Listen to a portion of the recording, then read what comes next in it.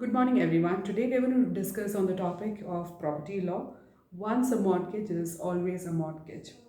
The view of once a mortgage is always a mortgage and nothing but a mortgage was enunciated by the House of Lords in the leading case of Knox versus Rice. This happened in 1902. In this case, Lord Dewey supplemented or added the words and nothing but a mortgage to a well known maxim once a mortgage is always a mortgage. Let's understand what a mortgage entails. The expression mortgage literally means transfer of an interest by pleading or delivering a property as security against an advance or as a loan or as an existing or future debt or for performance of an act or engagement which gives rise to a liability. It is transfer of the limited interest of an immovable property as a security against a loan. Now, according to section 58A of the TP Act 1882, a mortgage is a transfer of interest in specific immovable property for the purpose of security.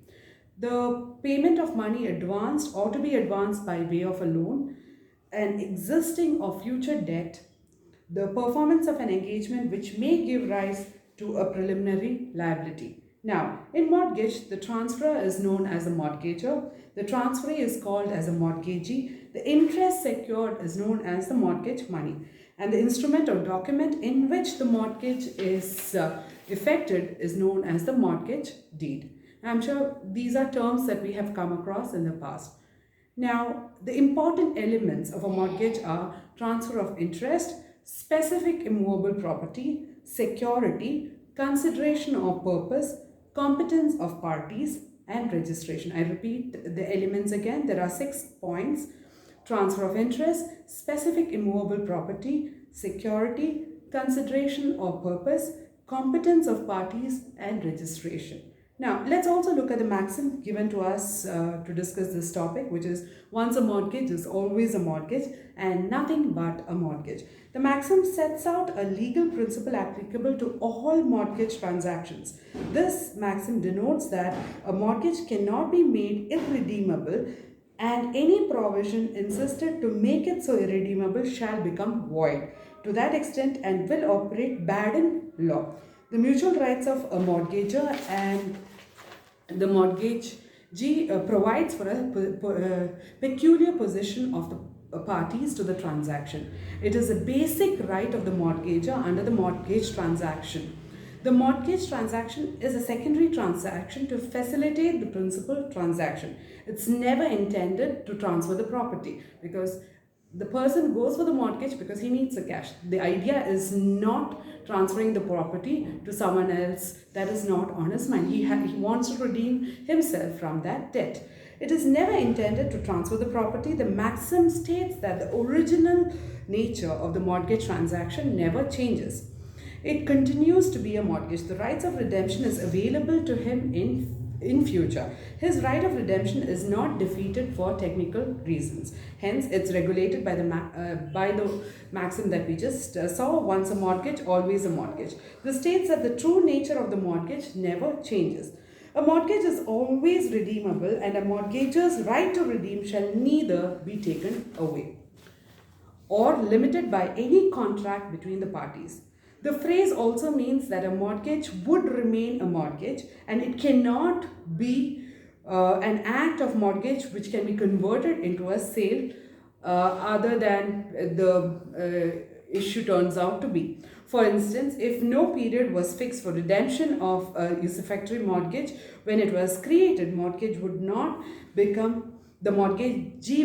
become the owner simply for the effluence of time due to non-redemption, and mortgagor's suit for redemption would be proper. There are 4 principles to which the law of mortgage is subject to in India, which are as follows. A mortgage is in essence a borrowing transaction and has to be viewed as such unless contrary is proved. A mortgagor is a person who is in need of money, and it is presumed that the condition that prevents the mortgagor to redeem his property or penalize him are insisted in the contract at the behest of the mortgagee.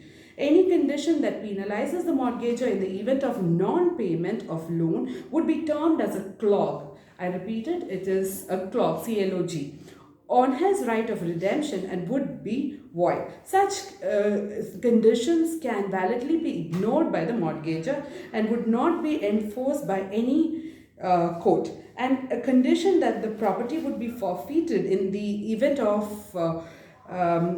deferment of payment of money becomes a penalty. The Supreme Court has observed in various instances that the doctrine of clog on the equity of redemption is a rule of justice, equity and good conscience. It is a right of the mortgager to get back the subject of the mortgage and to hold and enjoy the same as he was entitled to before the action of mortgage. If he is prevented from doing so or is prevented from redeeming the mortgage, such prevention is bad according to law and is bad in the sight of law. If he is so prevented, the equity of redemption is affected by that and has always been termed as clog. The technical word is clog.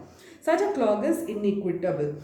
Under Section 60 of the TP Act, TP is Transfer of Property Act, it is provided that at any time after the principal money has become payable, the mortgager has a right to redeem. Whether a particular condition operates as a clog or not depends upon the facts or circumstances in the mortgage deed. That is, if the mortgage is not able to repay the loan by 10 years for the date of execution of the mortgage deed, he would not be entitled to redeem the same and would have to sell the land to mortgage. It would become a clog on his right of redemption and hence void. Let's also look at some case laws which would help us understand this topic better, because in law it is always important to support your conversation with case laws. Knox vs. Rice 1902. In this case, Rice had mortgaged his premises and goodwill to Knox and Company, subject to recovery of the premises against the repayment of all the money with interest. There was a covenant in the mortgage deed that during the term, Rice should not use or sell upon the premises any malt liquor not exclusively obtained by Knox and Company. It was held that Rice was entitled to redemption since the covenant was a clog on the equity of redemption. It was declared as void. Now, let's look at a very important case law which is called the Krellingner versus New Patagonia Meat Cold Storage Company. It was decided that collateral advantage can be added against the mortgagor provided there's nothing unreasonable about it. So this becomes an important point, though Indian courts are yet to accept this. In this case, the mortgagee had asked the mortgager to continue selling sheepskins to them for 5 years at market price. The mortgage was taken in 1910. The mortgager paid off the mortgage. It was still held that the collateral advantages would still stay. How the Krellingner case, like we already discussed, is invalid in India as per the TP Act 1882. Let's look at clogs. Let's understand what clogs are. There are a few conditions. Please make a note of it if you think it is necessary. A condition of sale by default, a condition of sale by default, a condition restraining the alienation during mortgage, a condition of long-term redemption, a condition postponing redemption, redemption restricted to the mortgagor, a condition to grant permanent lease to the mortgaged property, penalty in case of default, and onerous condition extending beyond redemption. Now, let's also look at what is not a clog, what will not make the contract void. Sale subsequent to the mortgage, high rate of interest, remuneration to the mortgagee, lease during mortgage, right of preemption by mortgagee, condition for redemption of prior mortgage. Now, for clog and mortgage, for Indian case laws, we have few case laws which becomes really important since we are studying in Indian universities.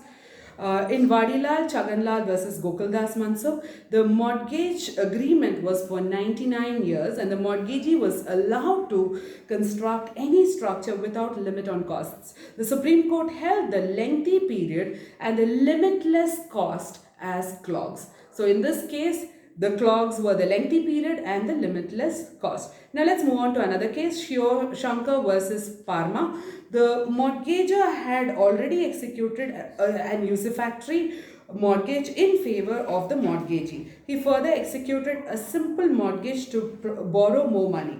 thus preventing him from redeeming his property. The simple mortgage was considered to be a clog, and hence the provision was void. Let's also look at a few cases where it was considered as, in fact, I have just one case here. You could look for the rest of them in your textbooks or even use few online reliable sources. Commissioner of Gift Tax Ernakulam versus Abdul Karim Mohammed. Here it was considered that the mortgage deed was valid. It was as per the section 121 of the Indian Succession Act. Please go back and check these cases because it becomes really important that you support your studies with case laws. Thank you very much. My name is Bindu Zachariah George. I hope you enjoyed this session. Please go back and refer your textbooks and let me know what you felt about the session and give me your feedback too. Thank you very much.